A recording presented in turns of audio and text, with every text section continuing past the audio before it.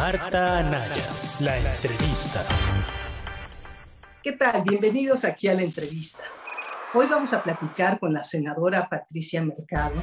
Ella es vicecoordinadora del Grupo Parlamentario de Movimiento Ciudadano allí en el Senado. Y bueno, ustedes la recordarán, fue candidata a la presidencia de la República allá por 2006. ¿Qué tal, senadora? ¿Cómo estás? Bien, Marta, mucho gusto de estar aquí contigo en la entrevista. No, hombre, yo encantadísima. Fíjate que he traído mucho en la cabeza el tema de las elecciones del 2006 y eso pues sin duda porque el presidente López Obrador pues un día sí y otro también las trae a cuento con esta historia de que le robaron la presidencia. A mí me gustaría un poco para entrar a conocerte incluso a ti misma. ¿Cómo viviste tú esas elecciones cuando llegaste a ser pues sí la candidata presidencial? Pues mira, yo ¿qué te puedo decir? Lo viví de la mejor manera, aunque por supuesto fue un reto muy importante porque yo viví esa elección. Yo fui 5 veces al Tribunal Electoral porque cuestionaban y cuestionaban y cuestionaban desde el interior del partido mi candidatura. Entonces, que era Alternativa Socialdemócrata, ¿verdad? Alternativa Socialdemócrata y Campesina.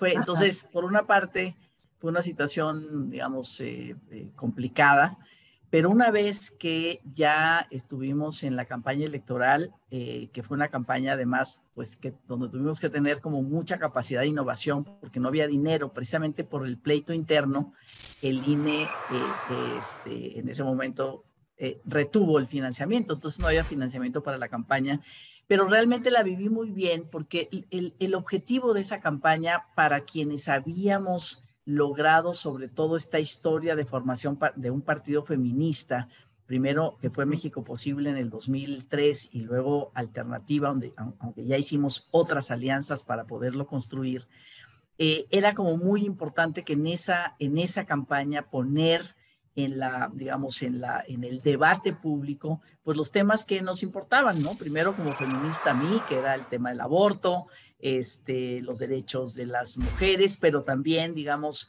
algunas de las ideas más desde una posición socialdemócrata, como la legalización de las drogas, digamos, una agenda de derechos y libertades que en ese momento decían, bueno, pues a lo mejor sí tendrías que irte a Suecia, ¿no? Pero yo decía, no, aquí hay por lo menos ese millón de ciudadanos que necesitamos para que la campaña sea exitosa, sí hay en México y están a favor de una agenda como esta. Entonces, bueno, la viví así, estaba la polarización entre Felipe Calderón y López Obrador, digamos, por otro lado, pero nosotros construimos esta campaña, esta agenda que sí pudimos ponerla a través de los debates y demás, digamos, en la agenda pública nacional. Entonces, en ese sentido la viví muy bien.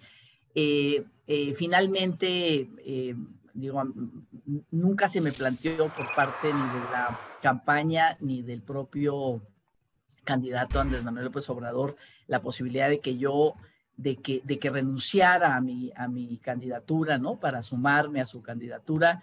Nunca se me planteó, es más bien era como que ese tipo de agenda, la que yo presentaba en esa campaña, pues no necesariamente era una agenda que quisiera, digamos, impulsar en ese momento el candidato. Entonces, en realidad, digamos, todo el tema de después de la campaña, pues fue muy sorprendente, ¿no? Porque realmente antes del día de las elecciones, pues nunca se me planteó ninguna posibilidad de decir, a ver, ¿no? Renuncia a tu candidatura, vamos a sumar tus propuestas ¿no? a la gran propuesta, digamos, que en ese momento lanzaba el PRD con la candidatura de López Obrador.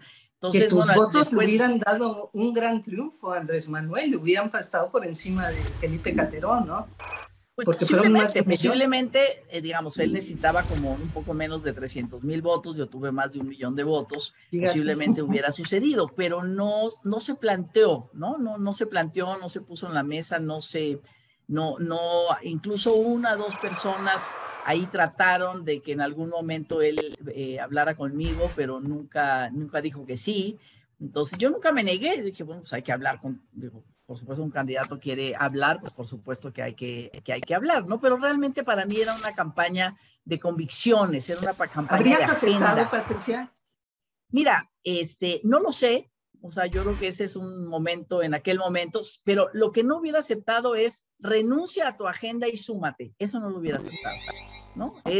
Sumamos tu agenda, sumamos lo que ustedes están planteando y entonces vamos viendo cómo nos sumamos. Finalmente, yo soy una mujer de izquierda, digamos, era en ese momento una propuesta de izquierda, de alguna manera, sin tener segunda vuelta, que es la gran tragedia, me parece, en este momento y desde hace muchos años, no tener la segunda vuelta presidencial. No habría posibilidades de hacer una coalición después, porque no estaba esto planteado, pero te digo, lo que sí me parecía, digamos, después, ¿no? Como muy injusto en algún tipo de tratamiento, el decir, hubiera renunciado, así nomás porque sí, ¿no? O sea, renunciar a las convicciones, cuando, bueno, realmente si alguien, ¿no? Ha sido persistente en sus convicciones, pues ha sido López Obrador. Entonces, no podía pedir renuncia a todo por sumarte un proyecto que no necesariamente suma tus propuestas. Tú has dicho últimamente que la primera presidenta, ahora sí que ya está entre nosotros, por aquí anda ya caminando. Sí. ¿Te refieres a Claudia Sheinbaum precisamente? ¿Piensas no, porque, fíjate que no, porque lo digo y bueno, se ha dicho desde hace rato, ¿no? O sea, sí estamos mucho más cerca de una mujer presidenta en México. Primero porque ya nos hemos presentado, ¿no? Y hay una historia reciente de mujeres en las diferentes procesos electorales, y entonces quiere decir pues que estamos mucho más cerca. Hay un buen ambiente, ¿no? En la ciudadanía de hombres y mujeres, en el sentido de que, como yo decía, las mujeres somos liderazgos emergentes de alguna manera en la política, y pues se anda buscando, ¿no? Cómo cambiar para ver si se tienen mejores políticos y una mejor política.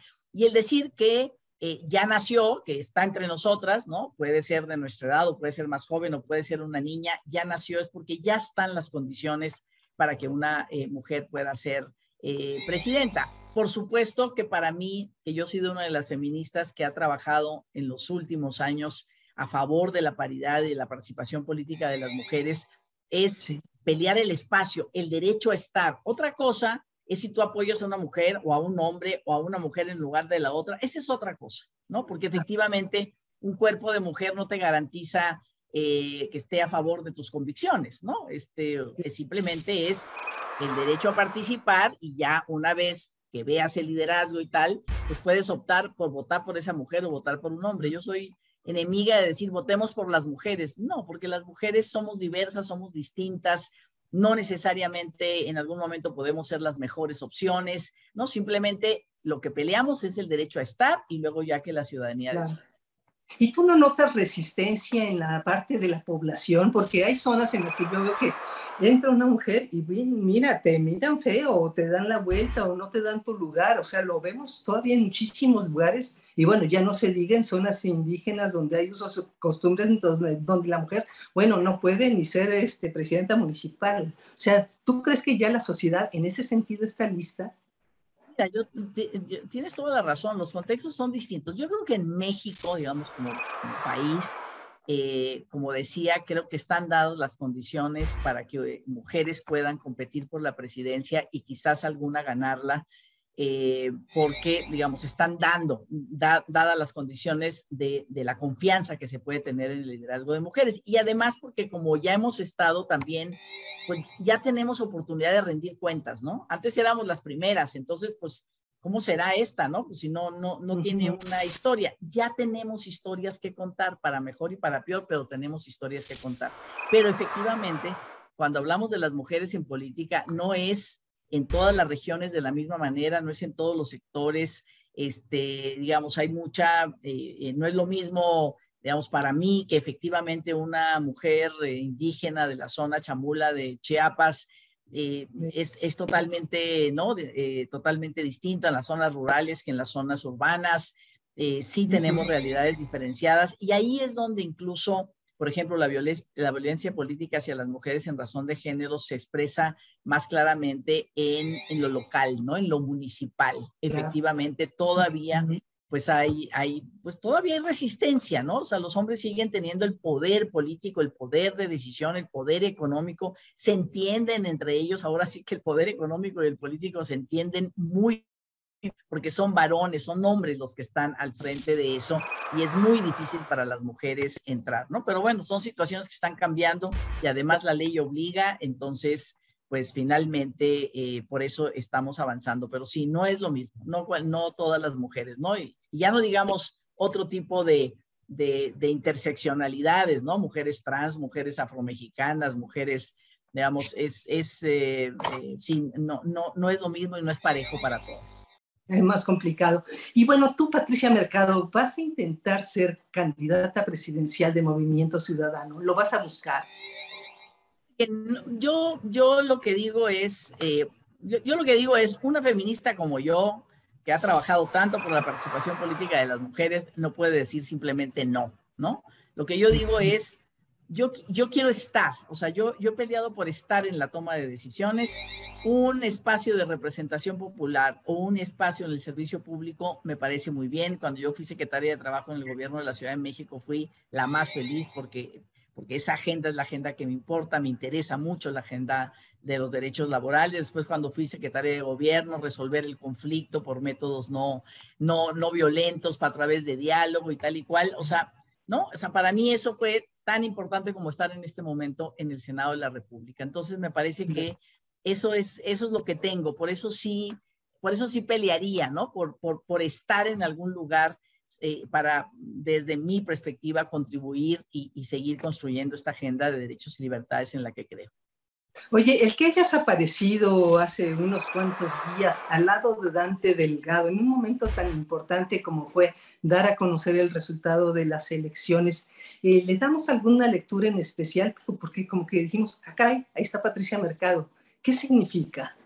Pues yo creo que la lectura es porque estoy de acuerdo con esa política y Dante lo sabe. Yo también empecé, digamos, una vez que terminaron las elecciones y toda esta presión que hay de que el ciudadano tiene que sumarse a un bloque antigobierno y antimorena, ¿no? Como, pues, mi historia, bueno, como tú ahora me la has preguntado, pues es una historia donde me parece que las convicciones políticas, los proyectos más a mediano plazo, no estar haciendo política en el aquí y ahora para salir adelante, para ganar, simplemente por ganar, no importa cuáles sean las ideas y cuáles sean los compromisos. Yo no creo en eso. Y entonces, pues yo, ¿no? Fui dando mis puntos de vista a través de las redes sociales y de entrevistas, ¿no? Como la que ahora me estás haciendo, en el sentido de que a mí también me parece que el Movimiento Ciudadano borrarse y borrar su agenda y sus convicciones por sumarse a algo en contra de algo, pues eso no le sirve al país, ¿no? La situación está tan compleja, necesitamos de verdad de todas las inteligencias, necesitamos de la pluralidad política. Yo he luchado por la democracia en este país, entonces de repente que se cierren los espacios democráticos y que resulta que nada más hay dos opciones, no es así, hay mucho más de dos opciones y una de ellas es Movimiento Ciudadano. Y bueno, pues como Dante, digamos, como coordinador de Movimiento Ciudadano, esa es la política que en ese momento está impulsando, bueno, pues me invitó a acompañarlo, ¿no? Acompañarlo ese día, como en otras acciones, para, digamos, fortalecer y sostener esa propuesta y esa convicción que él sabe que conmigo cuenta, porque pues eso es lo que he hecho. En eso creo, ¿no?